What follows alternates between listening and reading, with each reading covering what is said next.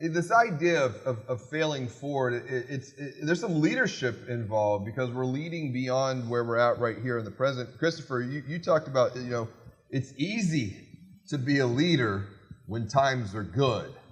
Now is the time to really step up and not just manage, but really provide that leadership and vision. Well, absolutely. When everything's going swimmingly well, we're all great leaders, right?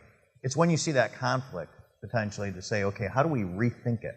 Yes. Doing things a little bit differently or rethinking that through problem-solving, critical thinking. And by all means, as leaders, reaching out to your counterparts, whether within your network here, professionals, that's the greatest information or advice I can ever give is really dive deep into your network of individuals and then as well as your employees. Because guess what? Your frontline staff probably know it better than you do and give you some great ideas as to, okay, how do we overcome that obstacle? That's a fantastic point. The idea of community leads to collaboration, it leads to accountability, it leads to a cross-pollination of ideas. This is why when we come together for something like this, it really is truly transformative.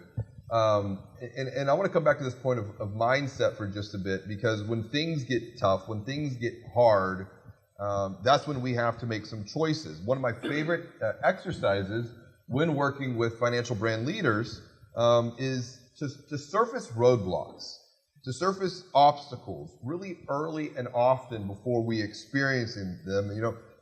Think about how often, and just show of hands, you do goal setting annually. Yes? Raise your hand. If you do goal setting annually, raise your hand. Okay? Do you do goal setting quarterly? Raise your hand. Quarterly goals? Monthly goals? Weekly goals? Daily goals? Got one over here. Okay? One in the back looks like. The to-do list. Like survival? Does survival count? So that's a fantastic point. Here's the thing. Has anyone ever you've done your goals, but right after you think through your goals, what are the roadblocks that stand in the way to prevent me from moving progress towards? Who thinks through the roadblocks, or do you just think about goals? So show of hands. I just think about goals first. I only think about goals.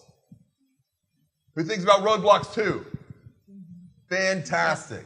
Because the more that we can surface roadblocks early and often, the more that we can identify them. I think there's a really good exercise here, because you can also learn from the roadblocks of what others are really seeing and thinking about right here. Imelda, one of the things that you talked about when we connected ahead of time was the world is changing. We're not having these face-to-face conversations anymore.